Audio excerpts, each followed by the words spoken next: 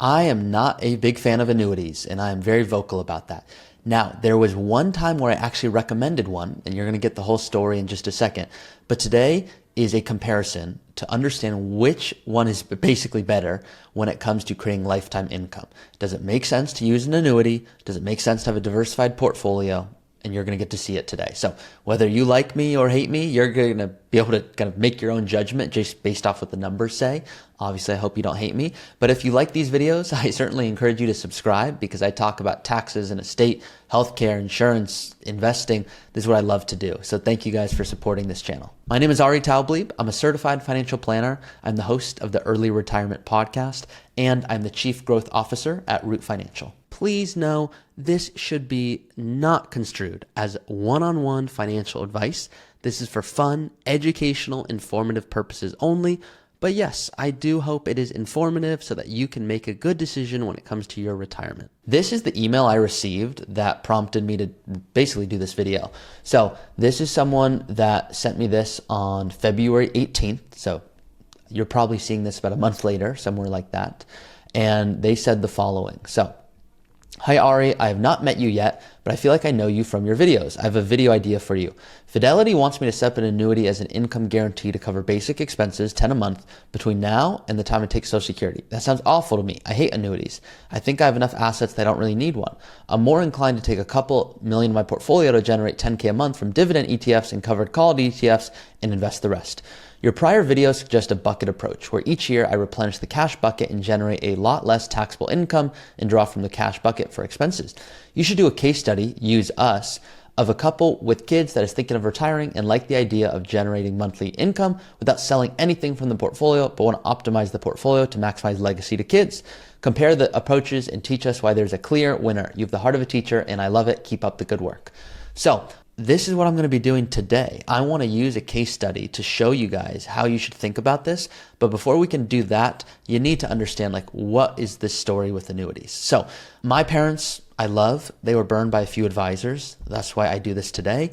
They started at one firm. I'm not going to say all the names, but the first firm, they went, look, it's okay. It's a household name, so I'm going to be here. But the service wasn't ideal. So then they're like, my parents make movies, and we grew up in Malibu. There's some really wealthy people in Malibu. Not my family, but I mean, relatively, yes, but not in the grand scheme of kind of who we are around. My parents have about $1 million. They live on a street where people have $20, $30 million. They got in really early. That's why they're there. But the point here is they had a friend that said, you should come to our advisor because like they manage 20, 30 million. I bet I could get them to take you on as clients. And they're like, that sounds great. So then they went there, but the service sucked because they had way less money and no one paid attention to them. So then they're like, we're going to go to this super low cost solution. You probably know what I'm talking about. Going, look, maybe it's not ideal, but it's good. And yeah, maybe there's not tax and withdrawal and healthcare, but it's okay. And they're like, yeah, it's okay, but like we need help. Like they're not finance people, they're creative people. I love them, but finances are not their thing. So they're still like, I need help. And that's a large part why I do what I do today, because this holistic planning is missing to so many people. With that being said, one of the advisors they spoke to sold them an annuity. And I thought it was unethical because my parents, they are not financially savvy. And what happened is they were being told, hey, this is a product for guaranteed lifetime income no matter what. Markets go up, markets go down. Don't you want lifetime income? I mean, who's going to say no to that? So then they're like, yeah, that's us. They didn't know the commissions. They didn't know the fees. They didn't know the assumptions.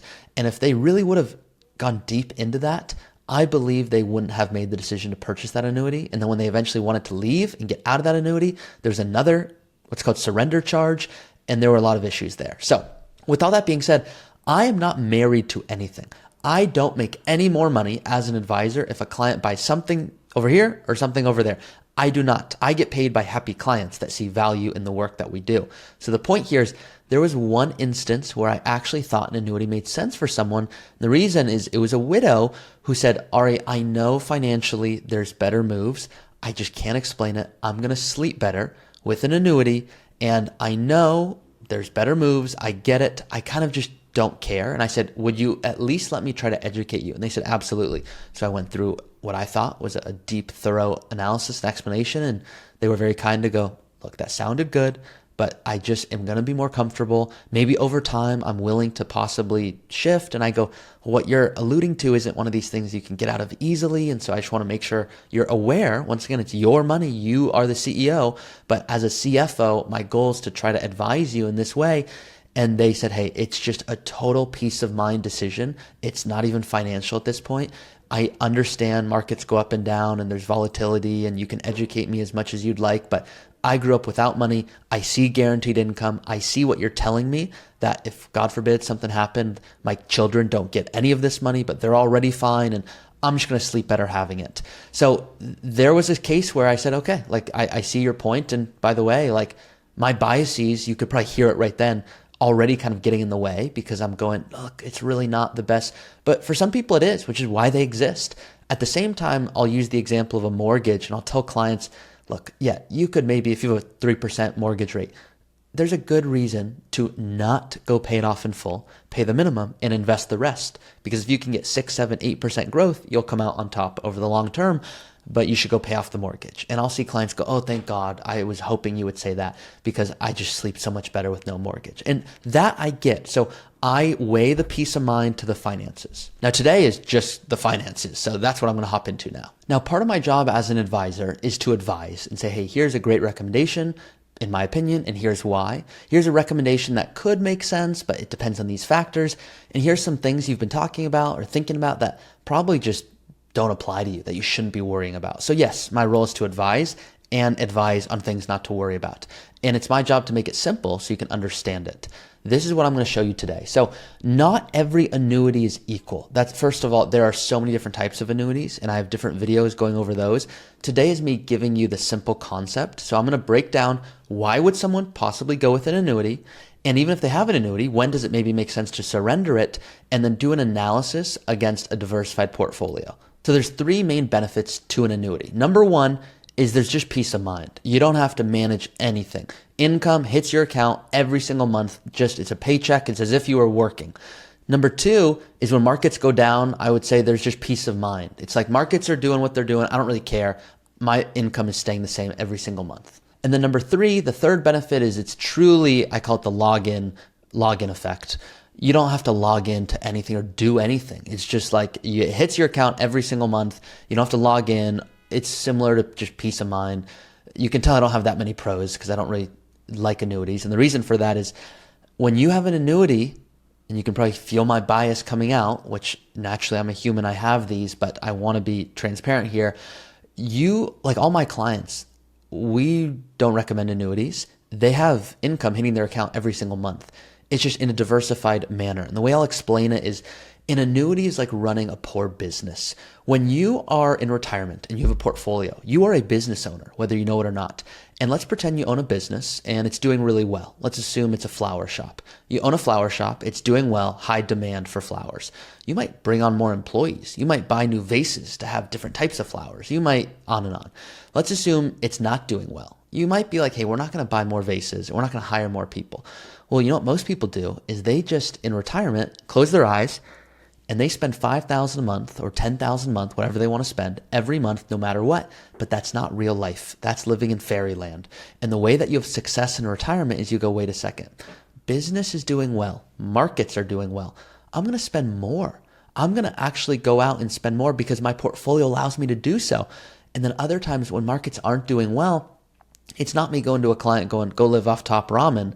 It's me saying, hey, markets aren't doing well. Let's, instead of spending another $20,000 hypothetically on 2 more trips, let's do 1 trip this year. Next year, you'll do way more. But this year, because markets are down, we're going to do a Roth conversion. Here's what it's going to mean for your plan.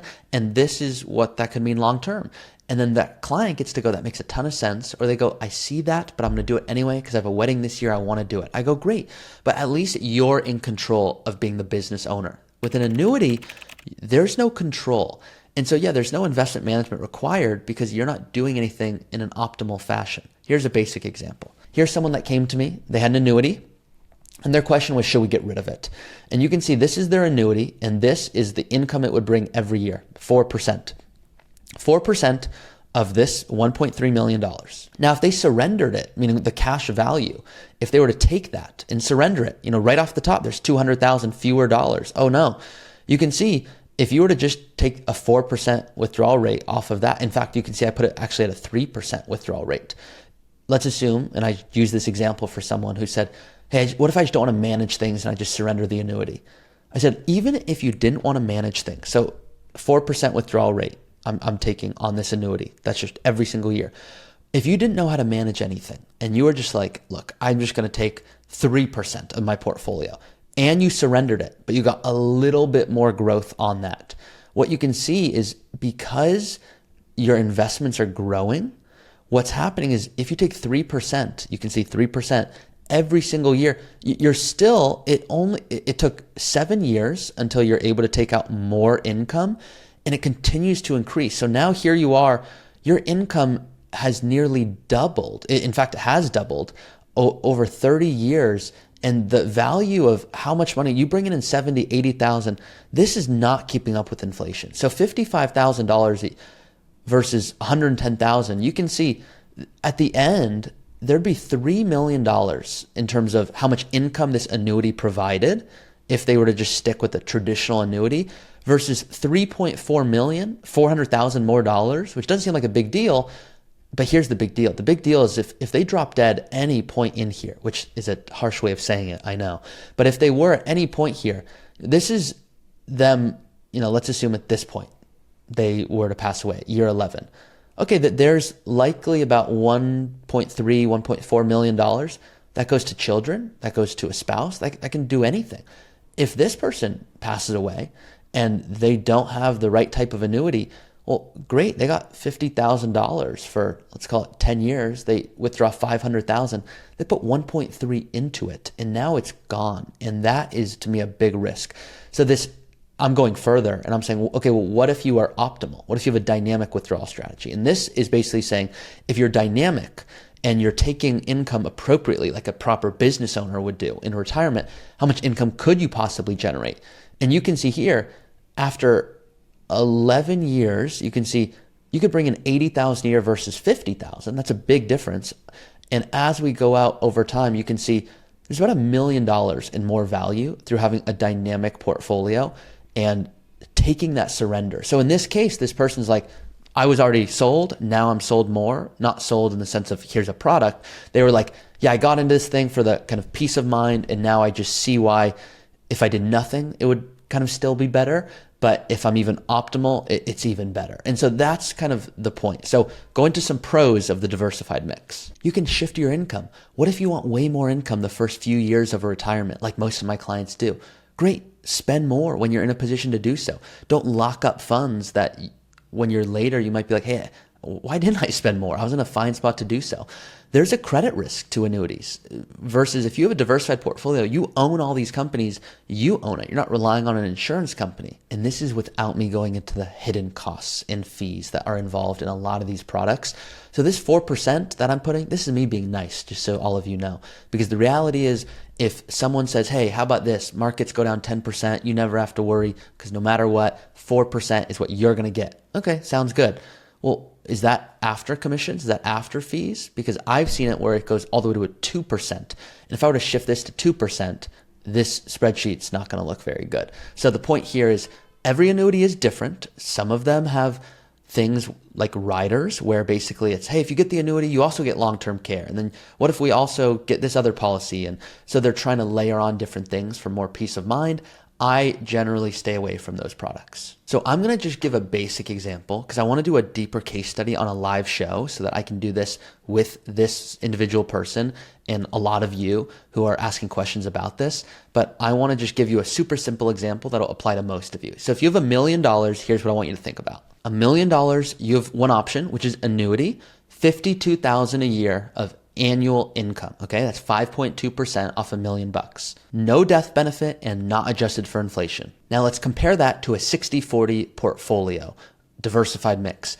Many of you know I don't like 60-40 or cookie cutter approaches. I even was given this gift here that says anti-cookie cutter jar because I do not believe in cookie cutter planning 60-40, 70-30. It needs to be custom. But for example's sake, we're going to use that. Well, the average return on that 60/40 portfolio from 1926 to 2024 was 8.8%. The worst return over 30 years was 6.1%. So in year one, if you have $1 million, you could take out however much money you want, but let's just assume you do $50,000 a year. $2,000 less than the annuity, just for some fun examples. Annuity is $1 million, $52,000 every single year, not adjusted for inflation, versus $1 million saying, hey, let's take 50,000 and actually adjust that. Well, let's understand inflation, because in year 15, $50,000 would be worth 35,200. Otherwise said, when you go to the grocery store and you buy eggs, today eggs cost a lot of money. Well, eggs, do you think they're going to cost more or less in the future? They're going to cost more. But what if your earnings don't increase? Well, that becomes a big issue. That's what purchasing power risk is. In year 30, $50,000 would have the same purchasing power as $23,800. That's what it'd be worth. And if you invested in a 60/40 portfolio, that $50,000 that we started with, that would now, after 15 years, be worth about $75,000. And by year 30, it would be worth about $108,000. And yes, both of those figures were adjusted for inflation. So at the end of 30 years, that $1 million would have provided you $2.2 million in withdrawals, meaning how much income you took from the portfolio, and there'd be $1.8 million left over. As opposed to the annuity, if you passed away in a single year, it's now completely gone. But even after 30 years, you took $52,000, for 30 years. That's $1.5 million, just about that, which is $700,000 fewer dollars with no legacy goals. And the biggest thing that I've not mentioned yet is annuities interrupt tax strategy. This is income that's coming in that does not allow you to optimize Social Security, general withdrawal strategies, Roth conversions, tax gain harvesting, so many other tax strategies. I'll often tell someone not to get an annuity solely to not interrupt a tax plan. So what are the findings? The portfolio of a 60/40 mix provides 93% more income. You maintain your purchasing power. There is legacy value, meaning if you wanted to leave money to children or heirs. You also, I hope you realize, you survived the market crashes. That's the peace of mind I'm trying to talk about. 2000, 2008, even 2020. These were times where there were significant market downturns.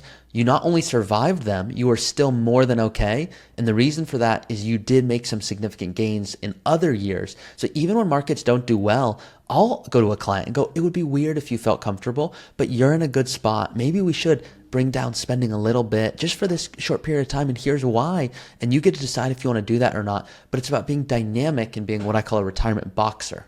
And then flexibility. There's flexibility for changing. Your needs change, life change. Annuities, it's too static. Now, what I didn't get into is, okay, how do you develop that withdrawal strategy, which I have so many different videos on. So I certainly encourage you to check those out. I hope that this was helpful. If it was, let me know in the comments. And I want to do a deeper analysis and deeper dive on certain products, because a lot of you reaching out going, hey, but what about this one product? This one looked really good. And should I instead just go all dividends? Or what about this approach? I love analyzing all of them, but I want to keep it simple so that we can keep our kind of eye on the prize here of, okay, pros, cons, when do they not make sense, which hopefully you came across in this video. If it was helpful, please like this video, share it with any friends or coworkers that you think might find value in it, and I'll see you guys next time.